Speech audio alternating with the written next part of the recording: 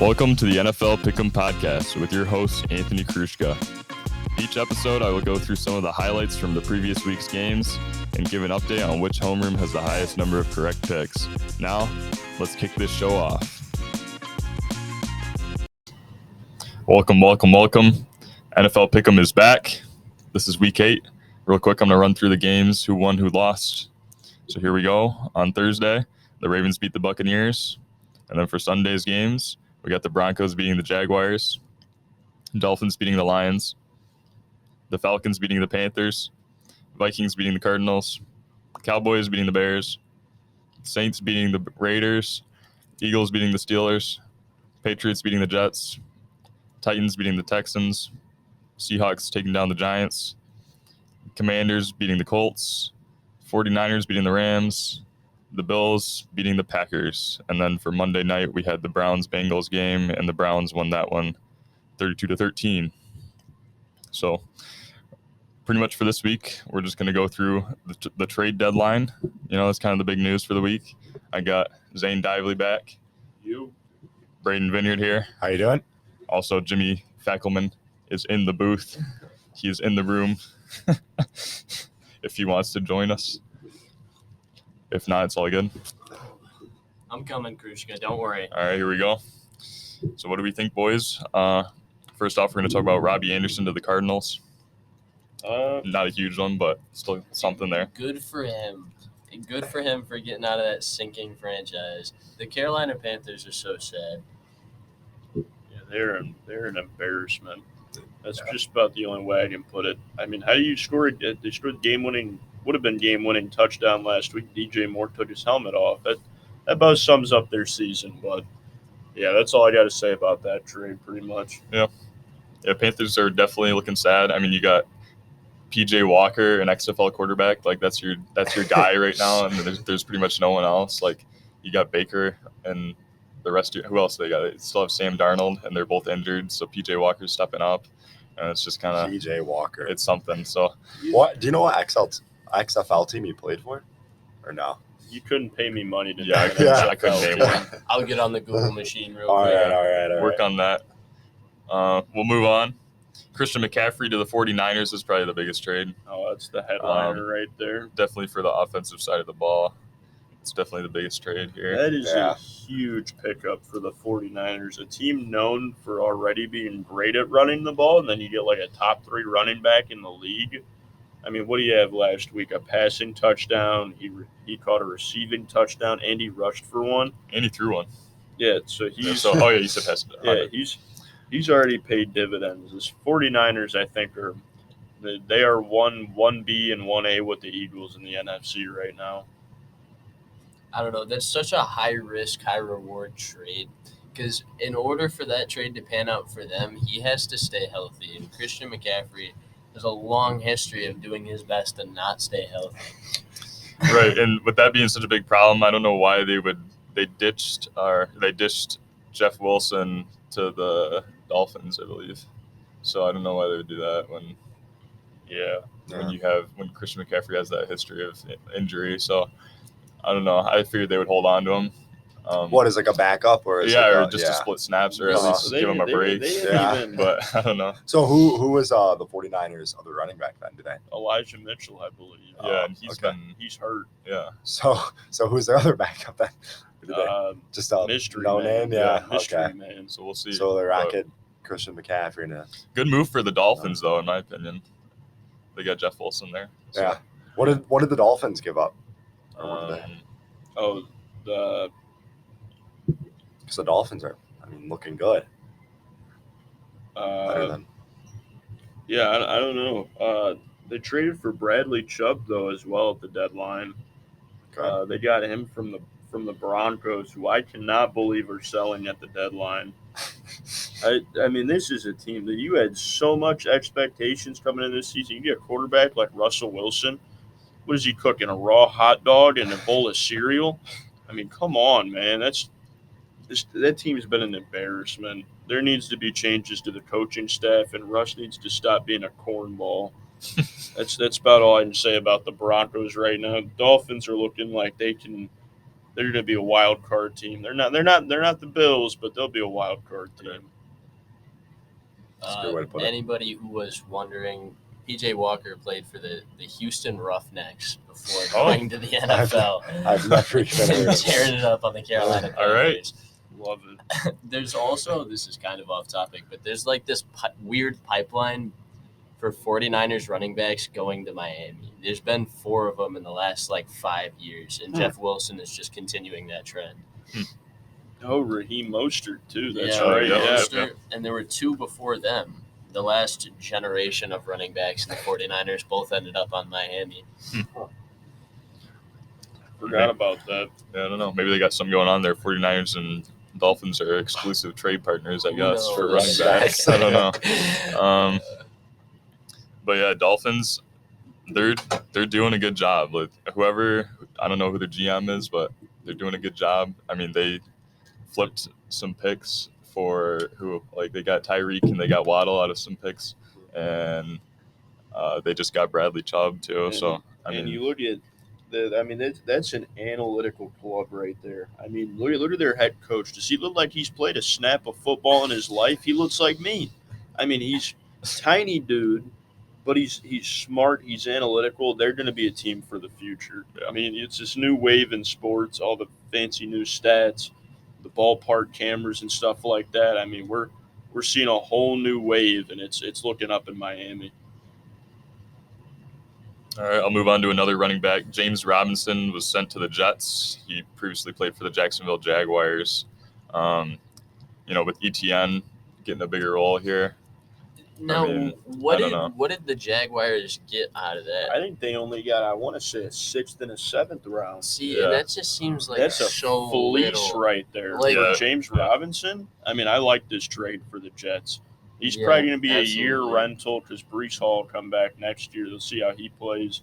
Obviously, got to be careful with the ACL issues. Like a guy like Saquon, you never know if they'll bounce back like Saquon did or if we'll never see him play the same again. So, I love the trade for the Jets. You get a solid B-tier running back for chump change.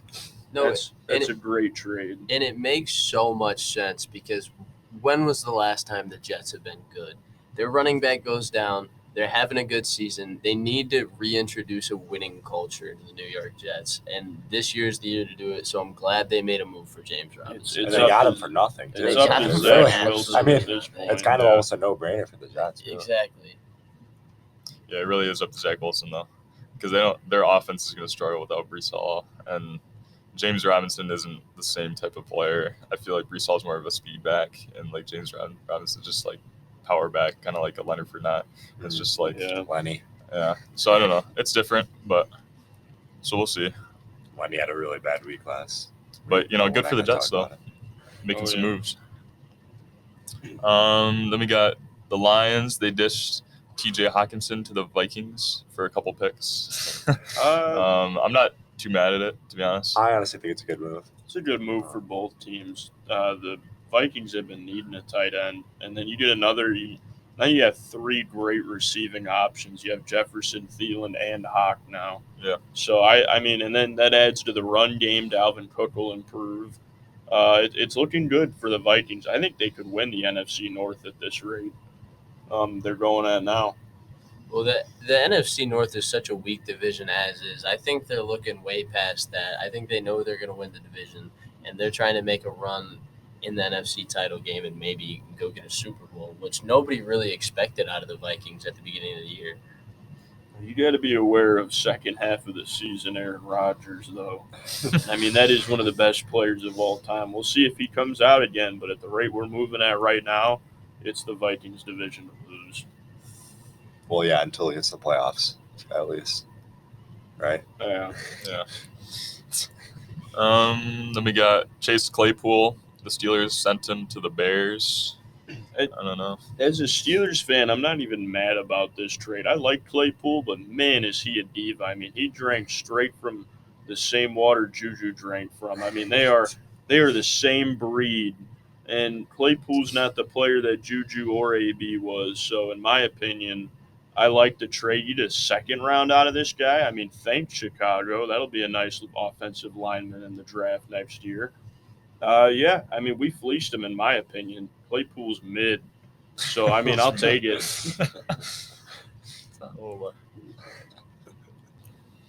So yeah, we got. Do we got anything else about Claypool there? Or? No. All right, we'll move on. Roquan Smith to the Ravens. Any thoughts on that? Honestly, no. It was a good move for the Ravens. I know a lot of people are talking about it, but I don't. And that's because Roquan Smith is a very talented football player, but it's a make sense trade, not much to talk about. The Ravens think they can make a playoff push in a weak AFC North. I don't know who's going to win the North anymore, other than it not being the Pittsburgh Steelers. So, yeah, I mean, it can go. It's the Bengals and the Ravens division to lose. The Bengals made no moves at the deadline, which I agree with. They don't need much. They just need to get their chemistry right. And, the Ravens are going to continue to be a good football team, despite me not wanting that to happen. So that's just how it goes sometimes. And they really do need help on their defense. I booked that probably bottom 5 defense in the league right now. Their secondary's getting torched week after week. You might only have 1 year left of Lamar Jackson. There are big rumors of him going to Miami.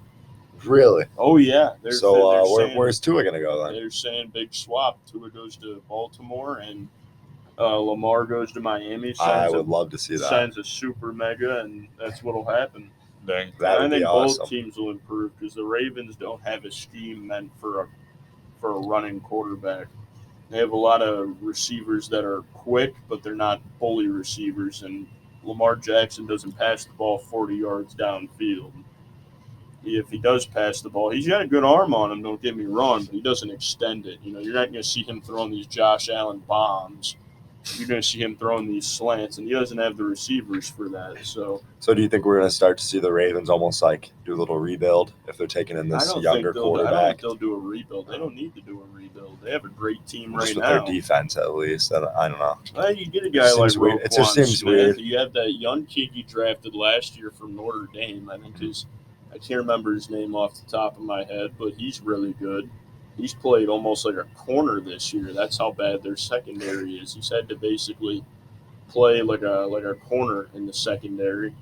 I think he's got a couple picks, a lot of tackles. He's played great. I think the Ravens are going to be a good team, especially it'd be easier to root for him with Lamar Jackson gone. You don't like Lamar? No, I think he's a diva. That'd be fun to watch on the Dolphins, though. Yeah, no, that would be great to watch. I definitely like him more on the Dolphins. I agree. More or less than me hating the Ravens. Right.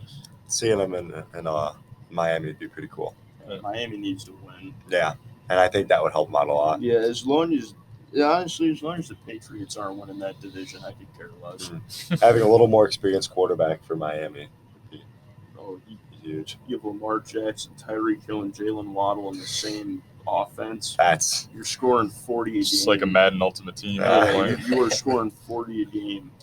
Do you think the Ravens will let that happen, though? Let Lamar? I mean, you trade what? You trade Tua you trade Tua, and I'd say maybe a second-round pick. I'd do that trade. Okay, yeah, that makes sense. Tua in the second round, because Tua's looked great this year, aside from, getting his brain cells knocked out through his ears. Alrighty. Well, there was a few other ones. Naheem Hines to the Bills. Calvin Ridley to the Jaguars. Kadarius Toney to the Chiefs. So those are some other big ones, but it's pretty much all the time we have. There's the trade deadline. That's all we got for this week. A little slow with we had Tuesday off and then a little fog delay, 2 hour delay today. So but not much time. A little special edition podcast. Yep, a little something different. We'll be back at it next week. The normal routine. Yep. Yeah. All right. Yes, sir.